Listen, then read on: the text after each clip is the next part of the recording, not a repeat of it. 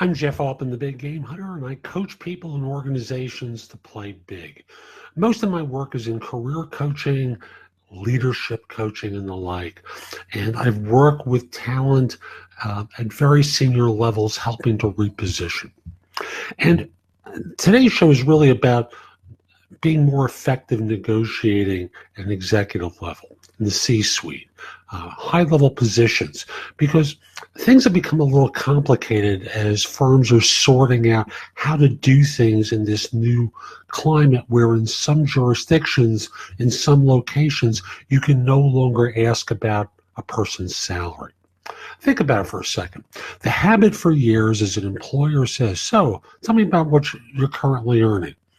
And you would walk them through what your base is, what your bonus is, the additional comp that you received, and now they can't do that.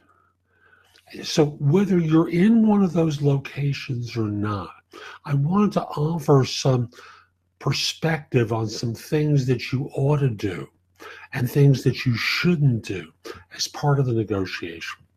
Now, invariably, we always start off with doing researching on what positions like this in their organization and in similar organizations pay. You can do that in a variety of ways, but I think, frankly, the best way is by now you've developed a network of resources who you can go to and talk with them about compensation. If you don't have that, I'm perplexed, because you must understand by now that your network is one of the most valuable resources that you have. If you don't have a quality network in place, if you don't have those relationships in place, you're operating with one arm tied behind your back. You're making a huge professional mistake. Start working on it now. So from there, yeah, you can work with LinkedIn. Yes, you can work with websites, but those are pretty generic. You need to be talking to people who will be honest with you. Next thing to do is walk through for yourself your compensation. What's your base? What's your bonus, or the total cash comp of this? Do you have equity? Stock options, RSUs, stock grants, any sort of deferred compensation, or any specific perks that you receive, like a club membership or a car allowance, things along those lines, so that you don't forget any of the details along the way. And once you have them, do not share them, because the fact of the matter is, once you start sharing it, you're starting to bind yourself, because they're going to start viewing that as the baseline from which they have to work, especially in jurisdictions where there's no longer the ability to ask about your current salary. You have an advantage as long as you remember a lot of firms are playing the strategy of making lower offers, but within reason, so they can flush out the right number. Catch that one. You make a lower offer to make you say no to it, and thus respond by saying, this is less than what I'm currently earning, and thus flushing out what your current comp plan is. Don't talk with them about what you're looking for here.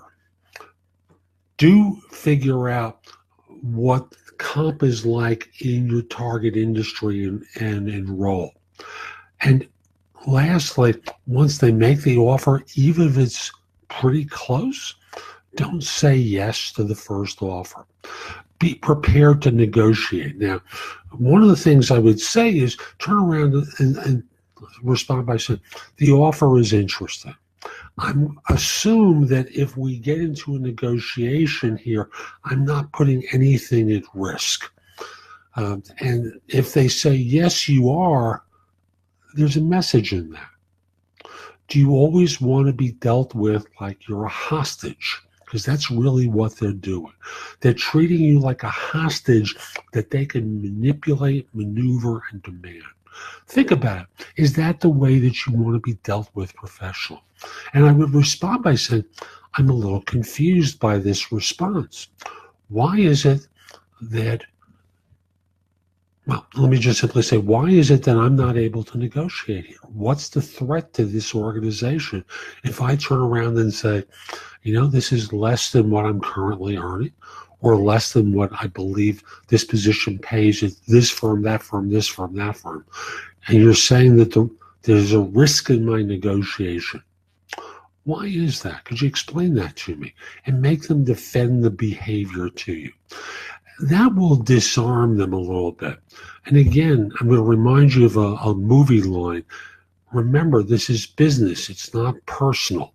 Don't take a personal affront here. And thus, when you get the initial offer and you've asked that question, and I'm going to assume that 95 times out of 100 or more, you're not going to hear anything that they're going to threaten you with.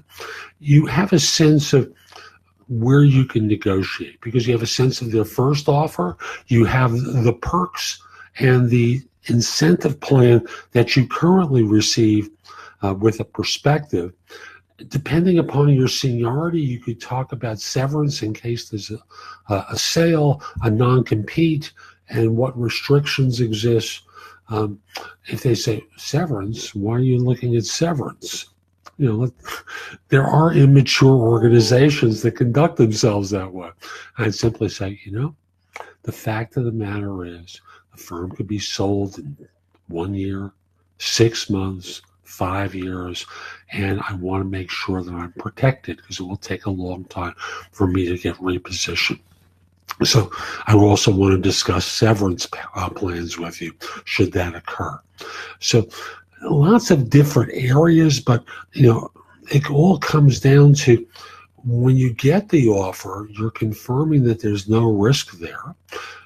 Number two is you're picking individual points to focus in on, and then next, making a counter proposal to them, covering some of the things that you have expectations of. So I hope you found this helpful. If you did, hope you give it a great review or a comment on YouTube, a thumbs up there. I hope I've been able to help you. If I can assist you with your search, please reach out to me by first connecting with me on LinkedIn at linkedin.com/IN/The Big Game Hunter. Mention that you saw this because I just like knowing that my stuff is seen and it's been helpful. And once we're connected on LinkedIn, again, linkedin.com/IN/The Big Game Hunter. Once we're connected, message me about your interest in coaching, and I look forward to helping you. Have a great day. Take care.